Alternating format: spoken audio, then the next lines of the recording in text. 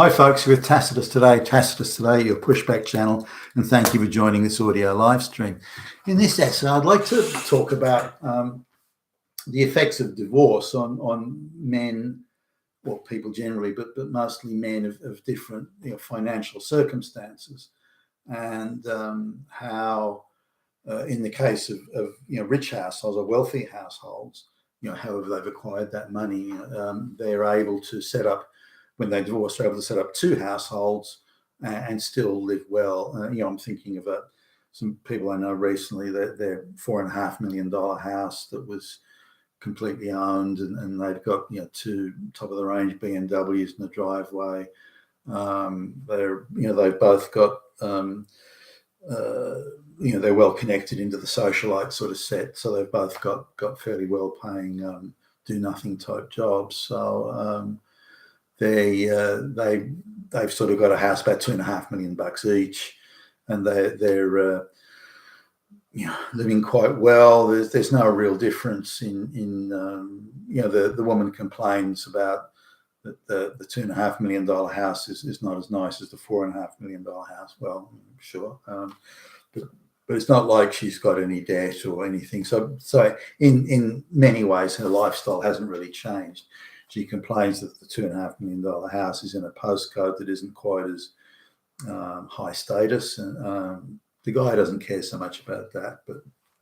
But anyway, they've got two nice houses, and $2.5 million is about the entry level for that upper middle class, tree-lined street, near to good schools. You don't have goons and gangs roaming the streets. Even the drug dealers drive really nice cars and dress well and that sort of things. So anyway, now I've come across, and I've seen it actually in the divorce courts. Poor people who've got nothing. No, they don't have a penny to their fucking name, other than the clothes on their back and a few personal effects. They got jack shit, and the state really takes no interest in, particularly if the guy, which is often the case when they're in that, especially if the guy is he's got no regular employment or regular income. He's of no real interest to them, so they tend not to really bother. If you look at the court and look at a court case where the man, again, they own nothing, the couple, and neither one of them is in any sort of regular employment or has a regular income. So they tend to, you can see that all the officials who are rabid activists under other circumstances, they know there's nothing here and they just don't care. And so they just go through the motions and filing their bits of paper and pretending to give a shit when they really don't. But when the next case that comes in is your straight white male, and he's the higher income earning of the two, maybe there's a couple of kids, they've got a house which he's bought completely, she's contributed nothing to it, and they may, he's maybe got a few other bits and pieces, but some retirement savings perhaps.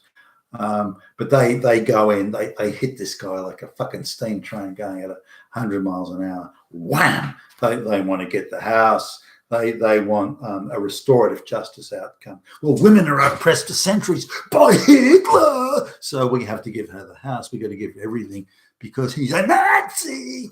And so they tend to really hit the guy as hard as they can. And the judges and the officials in the court treat these guys like shit. They're there to humiliate them. They're like the Nazi People's Court dealing with Jews. They're there to humiliate these fathers, these men, these husbands, and to crush them completely. And you better hand over everything, otherwise we'll continue to make your life a misery for all time, and this sort of thing. And now, if he misses a child support payment, his ass is back in court in seconds. If she actively and aggressively, with evidence, frustrates his contact with the children, who cares? She gets free legal aid. He has to pay out of his own pocket, given that he's already on the hook for child support and alimony. He can't afford a fucking lawyer, so he's got to, on it goes. Now, these are the different categories of divorce. Now, I guess there's a couple of things that sort of got me to this now. As I was talking to a guy who runs a or manages. I don't know. I'm not sure if he owns it or not, but it's like I don't know, a boarding house for sort of homeless men, that type of thing. And I just assumed it would be people with serious drug issues, mental health issues, these sorts of things. I just assumed that. I didn't really know. I assumed that would be the sort of people who were in there, but no. I mean, he gets some of those, but he said the majority of the people he's got there are divorced men who've been completely cleaned out in the divorce courts, and because they've been so crushed and then that they've sort of become broken men and they're lost to the society, and they're just sort of, I don't know, lost souls, just the flotsam and jetsam of what any community or any country or whatever can create, society creates. And I was quite shocked by that. These were once men in full-time employment who owned homes. They were fathers, they were husbands, they this, and now they're not even, they're nothing. They're again the flotsam and jetsam of a society. That's terribly sad, isn't it? The productive pillars of society who were actively contributing to the future of the nation and bringing up children, all those sort of things that now they're just nothing, and nobody cares anymore. I mean, that's crazy. Given the rabid activist butch dyke lesbians that were doing everything they could to rape and pillage the guy financially, why are they still allowed to operate when this is the outcome of their handiwork?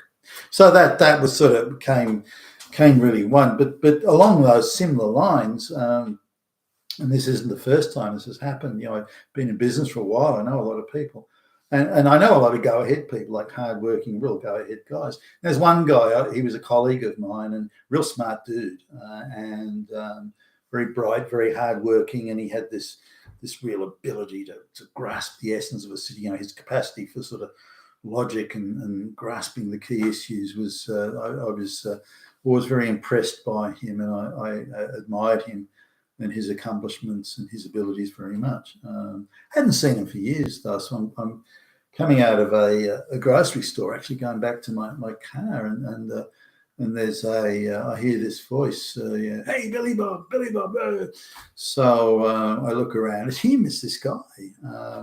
But it took me a moment to sort of recognize him, because he wasn't the guy. He always used to dress in these incredibly sharp suits and so on.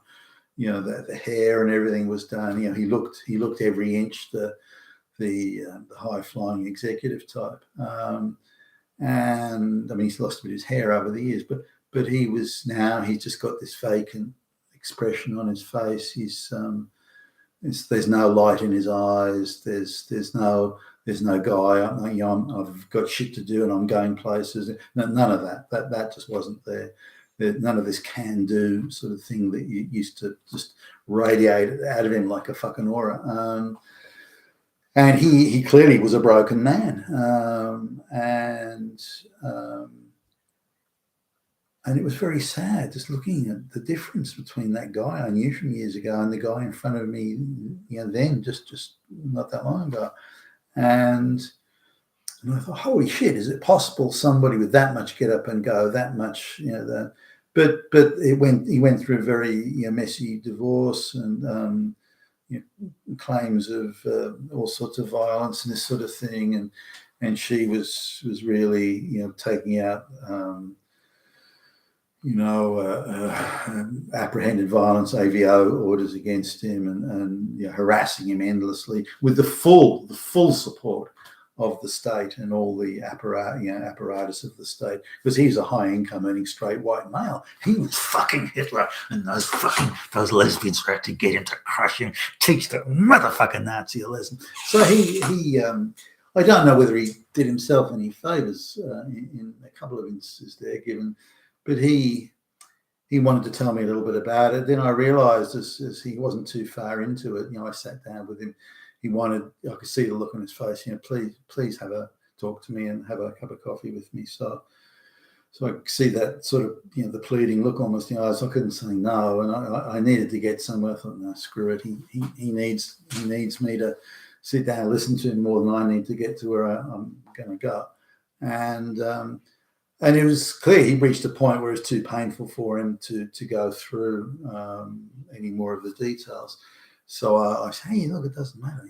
Hey, tell me another time or something. So I tried to move it along for him and tried to talk about something that would brighten him up maybe and make him a bit a bit happier. But he lives in some one-room government thing now where and all he does is smoke dope and just that. I thought, you've got to be kidding. Is this what's happened to this guy? And I thought that was a crying shame. And so these things together, but because there are three categories of divorce, in my view, three categories of divorce, they need to be treated differently. So rich divorce, where people can buy multi-million-dollar houses each, and okay, well, fine, you sort that out yourself. Not that they sometimes don't turn bitter and spiteful, they do, but at least the money's there. I mean, you get things like rich guy marries, low IQ fashion model because she's got a cute ass or something, and she's half his age. She's lazy and good for nothing. Her only aspiration was ever to marry a rich guy and spend all his money, or something, that type. And so he may be a little bit unpleasant about, or well, why should I give her plenty of money? She was a penniless bimbo when I met her. Why should she walk away with millions? Which is a valid point, by the way.